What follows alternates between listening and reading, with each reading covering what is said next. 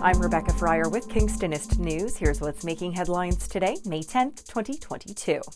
Charles Street in the Kingstown district remains closed this morning, and the surrounding areas are busy following an early morning fire in the 100 block. First responders arrived around 3:30 a.m. and discovered a significant amount of smoke and flame coming out of a residence.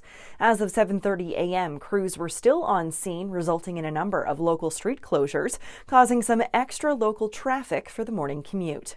Kingston police say Montreal Street is now open, but Charles Street between Montreal and Patrick Streets remains closed. Police ask that motorists and pedestrians avoid this area until further notice. So far, police have yet to release any information about the fire, including if there were any occupants or injuries. As this is a developing story, keep checking back with Kingstonist.com for breaking news updates as we get them. A 43-year-old Kingston man faces a list of charges after he stole and crashed 2 cars in one night, according to OPP.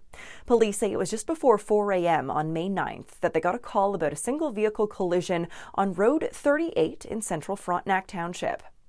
OPP say that the driver fled on foot by the time officers arrived. However, about an hour later, police were called to another break-and-enter and theft of a motor vehicle from a nearby residence. Not too long after that call, police were alerted to another single vehicle collision, this time on County Road 41 in Greater Napanee, matching the description of the stolen vehicle.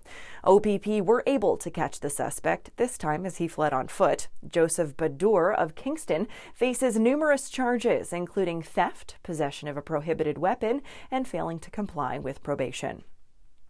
Did you notice the front of Kingston City Hall is a little more bare these days? City crews chopped down 4 medium-sized trees that once lined the sidewalk in front of the building on the west side of Ontario Street, begging the question, what's going on? Neil Unsworth, manager of Parks and Shorelines with the City of Kingston's engineering department, says that they needed to be removed because they were too big for the small boxes that they were planted in. Simply speaking, the boxes were built back in the 80s and had trees planted in them that had root systems that were just getting way too big for what the box could actually provide.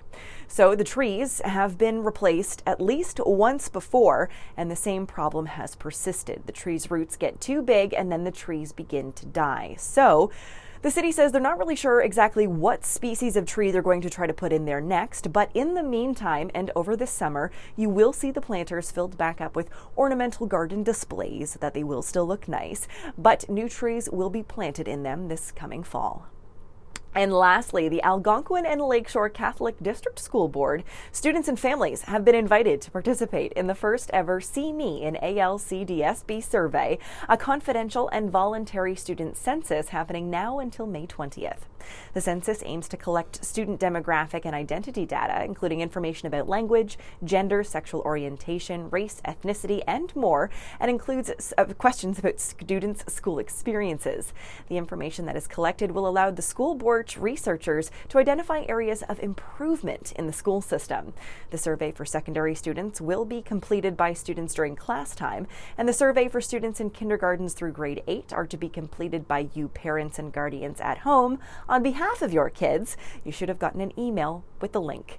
For more on these stories and other headlines, or to submit your own news, visit Kingstonist.com today and become a subscriber. I'm Rebecca Fryer. Have a great one, Kingston.